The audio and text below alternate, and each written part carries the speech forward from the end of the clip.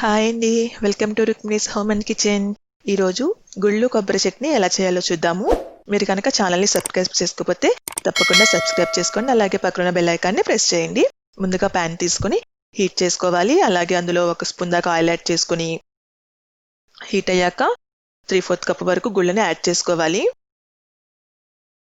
అందులోకి మనకి కారానికి తగ్గట్టు పచ్చిమిర్చిని కూడా యాడ్ చేసేసుకోవాలి. 2 ఒకేసారి మనం ఫ్రై చేసేసుకోవచ్చు.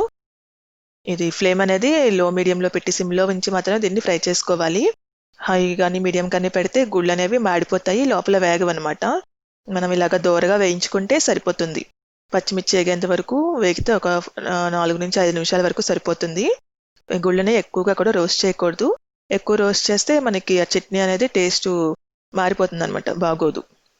సో అలాగ లైట్గా దోరగా వేయించే వరకు ఉంచుకొని స్టవ్ ఆఫ్ చేసేసుకోవాలి. ఆఫ్ చేసుకుని వాటిని చల్లారనివ్వాలి పక్క నుంచి.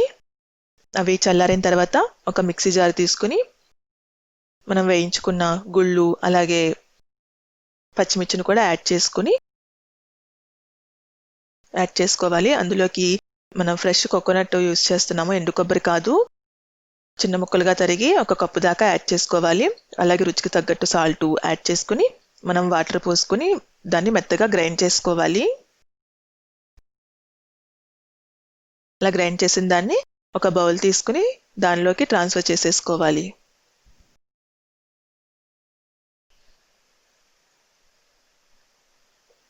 ఆ బౌల్లోకి ట్రాన్స్ఫర్ చేసుకున్నాక ఇప్పుడు మనం తాలింపు పెట్టుకోవాలి. తాలింపు గరిటెలోకి 1 స్పూన్ దాకా ఆయిల్ వేడి చేసుకుని అందులోకి 1/2 స్పూన్ జీలకర్ర, 1/2 స్పూన్ ఆవాలు, అలాగే 1/2 స్పూన్ దాకా మినపప్పు యాడ్ చేసుకుని అందులోకి కారానికి తగ్గట్టు ఎండుమిర్చి, కొంచెం కరివేపాకు యాడ్ చేసేసి